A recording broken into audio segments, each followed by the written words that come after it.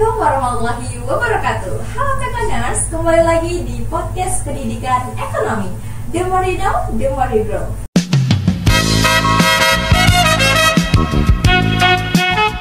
Tentunya kembali lagi bersama aku. Pasti udah kenal dong, kebangetan banget kalau nggak kenal ya. Bersama aku Tirwana, mahasiswi Departemen Pendidikan Ekonomi tahun masuk 2022. Nah, kali ini aku menemani Tekoners dalam segmen polemik Podcast Lens of Economic.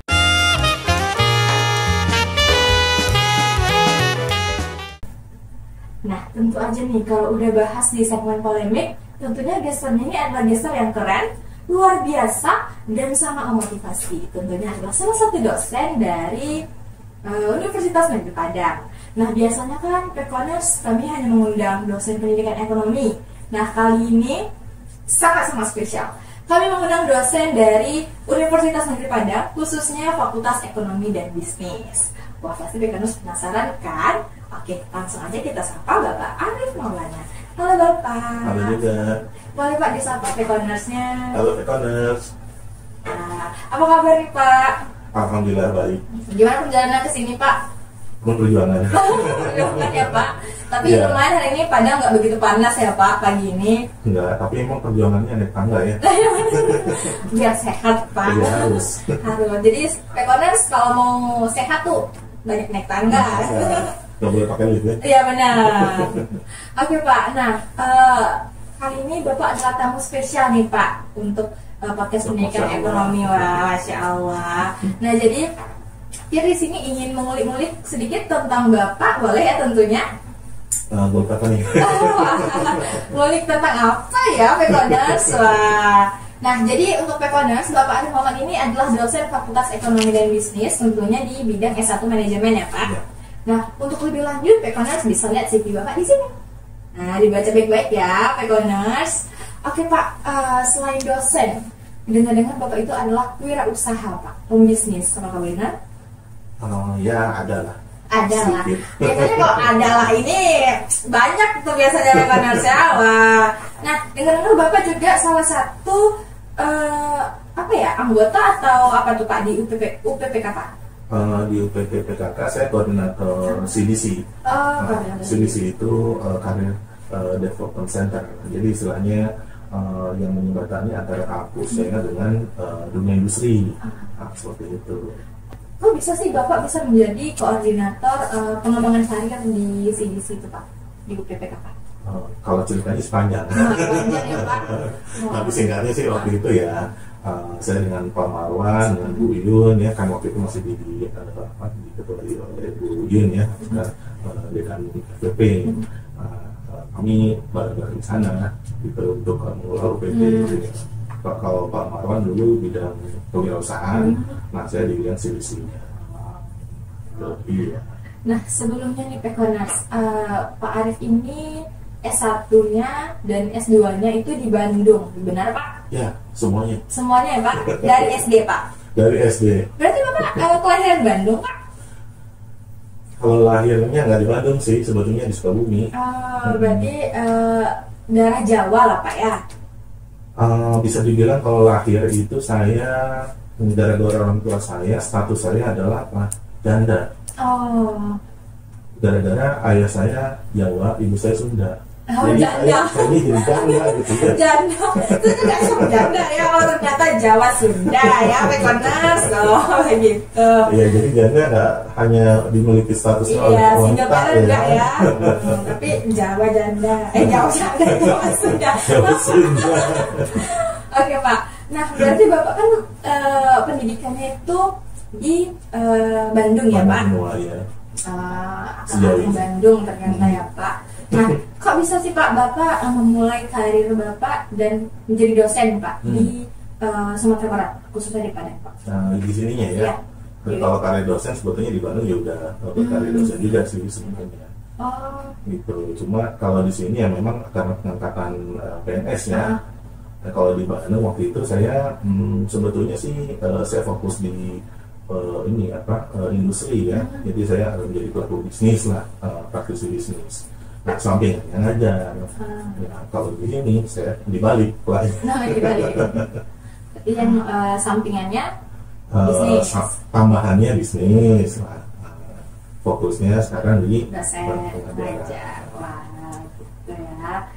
Oke Pak, ngomong-ngomong nih Pak, kan Bapak dari Bandung, lalu ke Sumbar. Gimana nih tanggapan Bapak dari Bandung ke Sumbar? Apa yang beda rasanya gitu Pak? Yang jelas sih suhunya ya. Suhunya ya Pak, dari dingin ke Kalau sawah. di sini kan ya syahdu gimana gitu ya. Syahdu. Bahasanya syahdu Iya, ya zaman syahdu. sekarang. Bener banget sih. Di sana kan ya gunung lah. Iya, benar-benar. Gitu. Kalaupun panas lah, panas di sini. Gitu ke sini, aduh kok panas sekali. Ya begitulah Pak Padang ya. Tapi dengan kespesialan masing-masing lah ya Pak ya. Oke nih Pak, membahas tentang karir nih Pak. Nah kira-kira apa sih peluang karir yang menjanjikan untuk mahasiswa Fakultas Ekonomi dan Bisnis? Karir ya, sebetulnya saya rasa sih kalau untuk zaman sekarang apapun bisa dilakukan ya. Sekalipun nyambil ya istilahnya sambil kuliah sambil bisnis atau mungkin kerja sesuatu gitu ya. Zaman saya juga udah juga sih dulu, cuma kalau sekarang kan ditopang oleh teknologi yang udah bagus banget gitu ya. Sebetulnya ya gampang banget sih dengan hubungan internet, sosmed zaman sekarang apapun bisa sih sebetulnya, sekalipun jadi affiliate ya, sekalipun jadi, tapi di sini di FEB agak jarang ya yang jadi influencer ya. Itu menjanjikan banget loh influencer ya di zaman sekarang, karena dari influencer itu bisa beranak pinak. At least pertama jadi brand ambassador gitu. Nambah itu satu brand, 2 brand, 3 brand lumayan. Iya, endorse.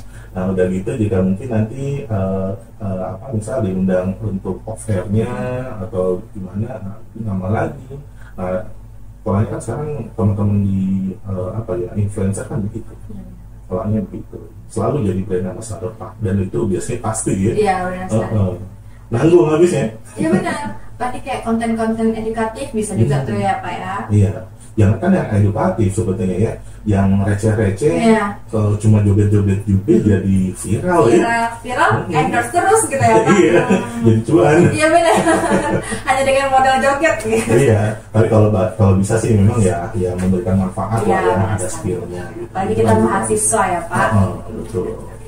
Nah Pak, tantangan utama yang dihadapi mahasiswa Fakultas Ekonomi dan Bisnis Pak dalam memasuki dunia kerja saat ini, bagaimana menurut Bapak? Nah, kalau ini sebetulnya yang menarik sekali ya, dan seringkali nggak disadari ya sama mahasiswa ekonomi bisnis. Karena pada dasarnya kalau ekonomi bisnis itu kan ilmu yang aplikatif ya. Nah, artinya apa? Kalau aplikatif nggak bisa berdiri sendiri. Nah, makanya kenapa harus bergabung istilahnya dengan teman-teman dari keilmuan bidang lain ya. Nah, karena kalau nggak gabung atau kalau istilahnya kalau bahasa sekarang kolaborasi ya. Kalau nggak kolaborasi, sudah ya nggak akan bisa berkembang. Karena sebetulnya ya memang sih semua bidang apapun pasti butuh ekonominya ya. Itu karena bicara uang juga ya di situ. Nah, tapi kalau nggak ada kolab dengan bidang yang lain, terus apa yang mau dilakuin? Apa yang dikelola? Kan mungkin ekonominya, uangnya aja kita itu, penghasilan uangnya dapat dari mana nggak tahu gitu ya. Itu makanya kenapa harus kolab. Nah, makanya sebetulnya ya jadi mahasiswa ekonomi itu harusnya memang anak gaul. Anak gaul, benar ya. Benar. Jadi Pekoners harus gaul ya, harus. Jadi memang yang namanya juga dari Bandung gitu ya, memang harus gaul gitu ya Pak. Sebenarnya dimanapun harus gaul juga ya, sih. Pak. Oke Pak. Nah selanjutnya nih, kaitan teknologi atau ekonomi digital dengan keterampilan soft skill dan juga networking mempengaruhi karir bagi lulusan ekonomi, gimana Pak? Ya, kebanyakan juga ya, dan ini mungkin masih turun temurun ya. Jadi mahasiswa fokus dengan kuliah terus ya, sebenarnya nggak ada salahnya juga sih, cuma memang apalagi kalau zaman sekarang kan nggak bisa juga istilahnya hanya mengandalkan materi di perkuliahan ya, fasilitas di kampus. Kita juga harus sambil mengembangkan diri sejak zaman kuliah, karena kalau nggak gitu ya ketinggalan. Iya benar-benar. Nah kalau dulu saya biasanya sering ini ya, zaman saya kuliah itu seringnya kalau sampai rumah ngelihat apa, koran, kan masih koran cetak ya. Dulu masih koran. Nah saya selalu lihatnya bagian belakang, bagian apa coba? Lowongan kerja. Iya, karena kalau lihat lowongan kerja kebanyakan ya dibutuhkan bagian gitu ya, punya pengalaman minimal 1 tahun. Nah kalau fresh graduate dapat dari mana pengalaman kayak gitu kan? Nah itu makanya kenapa harus sambil nyambil lah ya, supaya paling enggak oke lah, ilmunya udah dapet nih, tapi itu kan harus diaplikasikan di lapangan juga dong. Itu kalau saya sih dulu mulai semester 5 lah, itu karena 2 tahun pertama saya butuh untuk fokus dulu di belajar ya. Semester 5 kan udah mulai nih, dasarnya udah dapat. Nah bagaimana tinggal diaplikasiin, kayak gini dunia kerja ternyata ya. Nah mulai dari situ saya mulai mendapatkan penghasilan sendiri ya, walaupun mungkin belum seberapa, tapi at least kan ilmunya udah dipakai dan bisa menghasilkan. Jadi udah pengalaman ya Pak ya? Iya, kalau zaman saya dulu. Sebetulnya kalau zaman sekarang lebih bisa banget ya. Iya, karena teknologi ya Pak. Iya, dengan bantuan teknologi nggak keluar kampus pun saldo tetap ngalir ya. Iya benar. Benar banget. Nah, oke Pak, kembali lagi di UPPKK tadi Pak. Ya. Nah, Bapak itu adalah koordinator pengembangan karir ya Pak di situ. Nah, seperti yang Bapak ketahui nih Pak, kan Bapak memiliki berbagai macam bisnis tentu ya Pak. Di CV juga udah ada ya Petronas.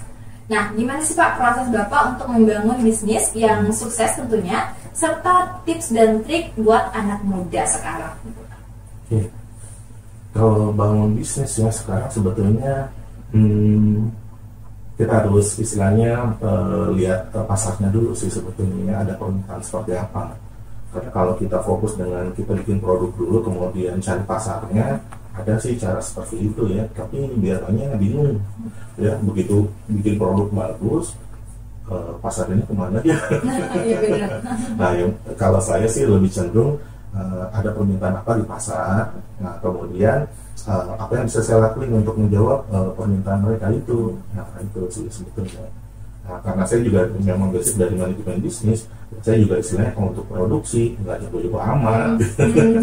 Nah makanya kenapa saya ya tariklah teman-teman dari bidang lain ya, yang jago apa gitu, kolaborasi tadi ya Pak, memproduksi apa, jago desain, oke ayo kita sama-sama kerja, ayo. Nah, itu aja sih sebetulnya. Jadi nggak pernah istilahnya saya sendiri dari nol, bisnis itu dilakukan sendiri terus dikembangin sendiri, jadi berasa Superman ya. Superman aja kalah. Jadi tetap ada peran-peran sahabat dekat Bapak lah Pak ya? Iya harus, istilahnya kalau zaman sekarang kan bestie. Iya benar. Kalau zaman saya dulu gengs. Iya. Oke nih Pak, Bapak kan yang bidang ilmunya ini sebenarnya marketing ya Pak, karena manajemen juga ya Pak. Nah menurut Bapak apa sih solusi yang bisa Bapak berikan terhadap pemasaran produk UMKM di Indonesia saat ini? Pemasaran produk ya? Iya. Kebanyakan sih kalau teman-teman UKM teriak-teriaknya itu apa, dalam tanda kutip ya, kayaknya naik kelas, tapi sebetulnya mereka nggak tahu di kelas berapa. Naik kelas tapi nggak tahu kelas berapa. Ini masalahnya ya.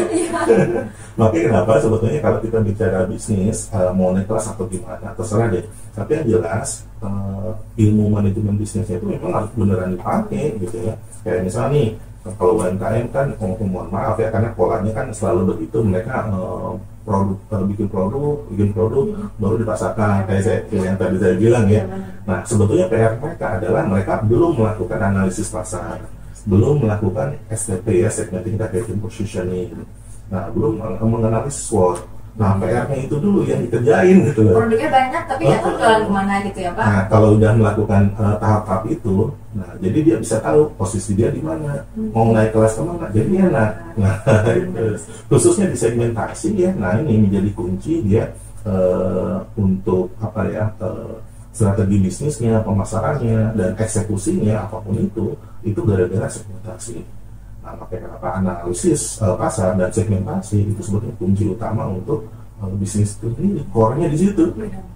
Karena apapun yang saya lakukan bisnis ya dulu saya melakukan analisis dulu sebenarnya. Jadi analisis apa permintaan pasar baru dipenuhi ya Pak. Betul, iya. Jadi begitu tahu ada permintaan ini, kita analisis pasarnya, kita ambil segmen yang mana yang mau kita masuki, baru kita bisa kerjain. Karena kalau nggak tahu segmen, kita nggak bikin segmennya, ketika mengeksekusi produknya, harganya berapaan, teknologinya gimana, itu pasti akan bingung. Jadi memang harus diketahui dulu ya Pak, target pasar kita kemana gitu. Betul. Ya Pak. Nah, makanya kenapa kalau bicara kalau dulu saya niat kuliah itu bukan cari IPK, bukan cari ijazah.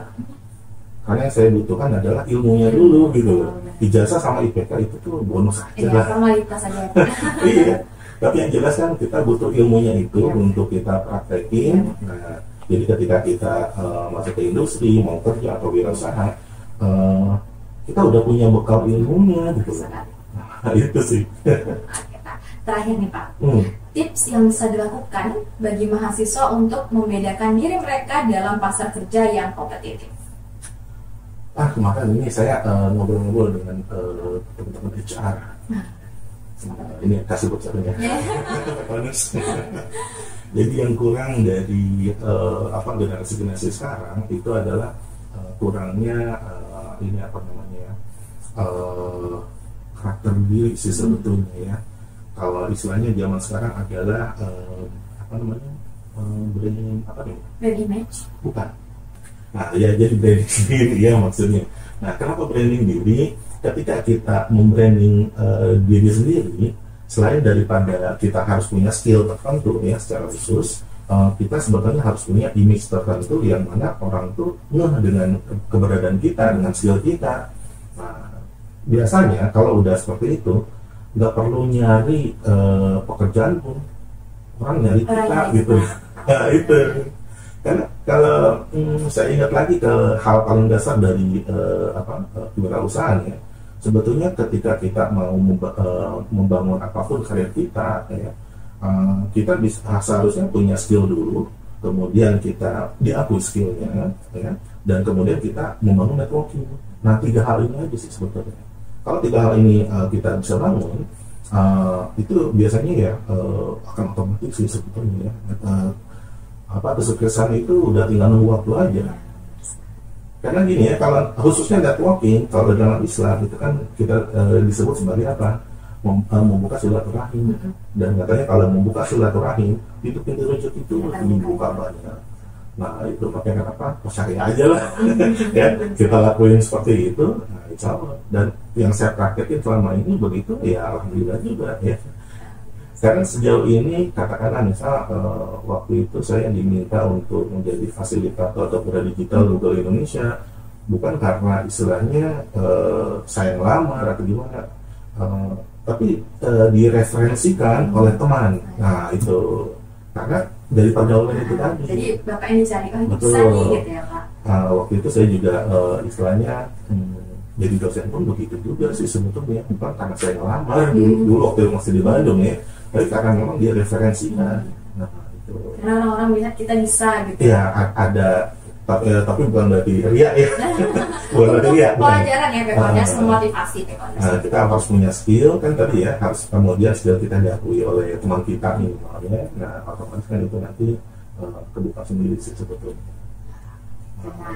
Itu Pekonas. Jadi untuk Pekonas yang ada di rumah tentunya harus bisa dari sekarang untuk membranding dirinya ya tentunya. Nah, dengan apa? Dengan melatih soft skill yang Pekonas miliki. Jadi kalau misalnya Pekonas sudah memiliki skill, terus Pekonas juga mampu berteman, nah tentu aja nanti yang kayak kata Pak Arif, enggak Pekonas yang cari kerja, tapi kerja yang jadi Pekonas gitu ya Pak. Betul sekali. Masya Allah.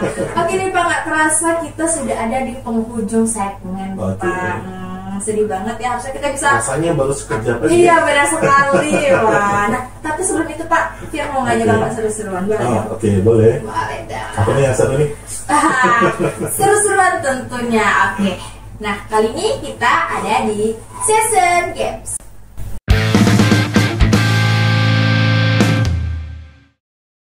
Oke Pak, karena udah di Season Games ya Pak, jadi Fir bakal ngasih pertanyaan, beberapa pertanyaan sama Bapak. Nanti Bapak harus pilih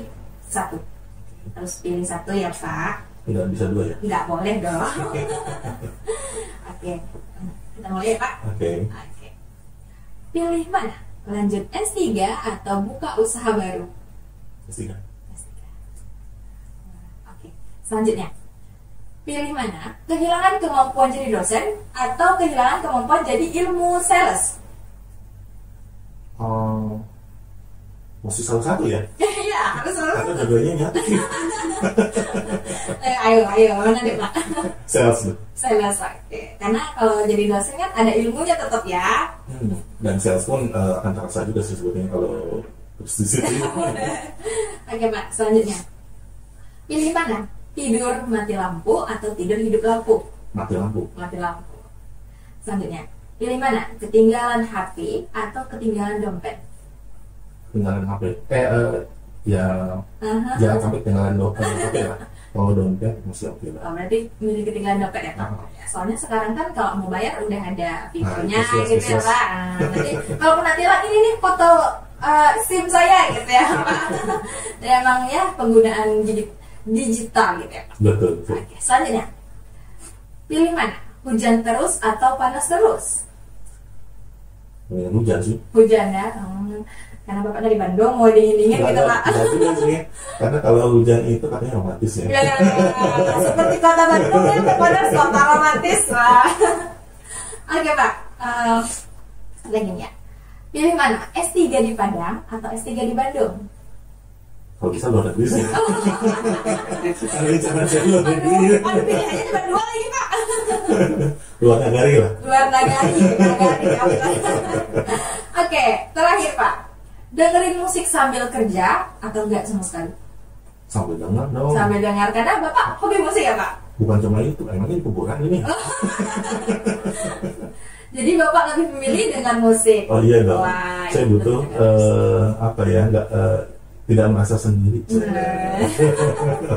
Karena Pekoners, seperti yang Pekoners tahu, Bapak Arif ini adalah salah satu hobinya itu musik, benar Pak? Iya. Wah, Hobi ya. dengar-dengar Bapak art band.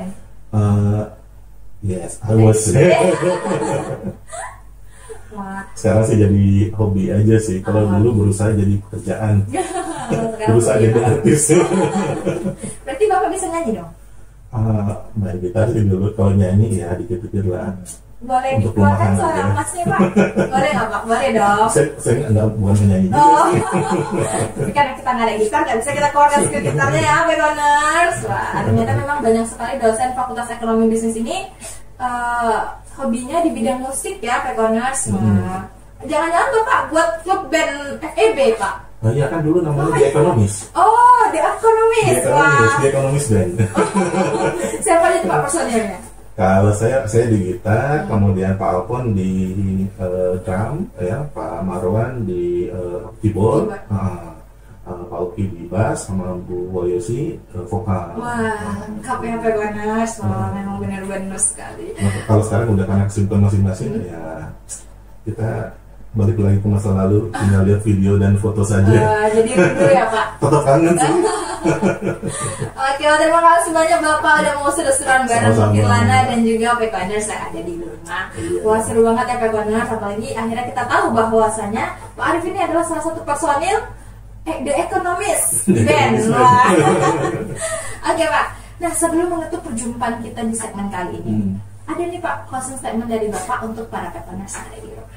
Oke, untuk teman-teman Pekoners, kalau saya bisa sharing ya, bagusnya sih teman-teman Pekoners ini berpikirnya bagaimana menjadi manusia yang bermanfaat bagi manusia lainnya ya. Nah, karena apa? Dengan pola pikir seperti itu, kita berusaha untuk meningkatkan value kita, dan kita pun nggak jadi orang yang pelit ya, dengan pelit ilmu. Nah, karena gini ya, kalau kita pelit ilmu, kita sebetulnya sedang menutup rezeki kita juga sih sebetulnya. Tapi kalau kita berbagi ilmu, sebetulnya kita sedang sedekah. Makin banyak sedekah ilmu, ya, nah, ini akan makin bagus sekali. Nah, insya Allah yang namanya rezeki itu tinggal ada waktu aja sih sebetulnya ya. Apalagi ilmu itu adalah salah satu sedekah jariah ya Pak. Iya. Berarti Dan juga ya, pernah berhenti mengalir. apalagi setelah kita meninggal. Nah, itu. itu kan yang dicari ya. Kalau cari uang aja ya habis ya. Benar-benar. Tapi kalau ilmu insya Allah ya. Terima kasih banyak Bapak. Sama-sama. Oke, buat pekoners yang ada di rumah mungkin yang masih kepo sama Pak Arif Maulana, gimana sih kok bisa Bapak ini pendidikan di Bandung tapi bisnisnya karirnya di Sumatera Barat? Nah mungkin boleh nih Pak, ada yang mau kepo sama Instagram Bapak, sosial media Boleh. Bapak? Kalau Instagram saya Kang_Arif Maulana. Kang Arif gitu ya. Wah, nah tentunya untuk pekoners jangan sampai mau kelewatan segmen-segmen menarik dari podcast Pendidikan Ekonomi. Tentunya pekoners harus selalu like, komen, dan subscribe akun-akun media sosial pekoners. Ada di mana? Ada di sini. Oke Pak, iya. Oke Pak, nggak terasa perjumpaan kita memang sudah harus benar-benar ada di ujung segmen kali ini Pak. Nah kita harus berpisah, tapi tentu aja pekoners lain kali kami akan mengundang Bapak Arif Maulana lagi dengan gebrakan-gebrakan lebih lagi ya Pak. Siap. Nah Pak, sebelum menutup perjumpaan kita kali ini, jadi kami tuh punya tagline Pak. Boleh dong diikuti. Jadi kalau misalnya Fir bilang podcast Pendidikan Ekonomi, nanti kita sama-sama bilang dengerin dong. Saya Pak, ya gerakan ya Pak, dengerin dong. Sip ya Pak. Oke pekoners, tetap saksikan podcast Pendidikan Ekonomi. The more you know, the more you grow. Saya Firlana pamit dan Arif Maulana. Assalamualaikum warahmatullahi wabarakatuh. Assalamualaikum warahmatullahi wabarakatuh.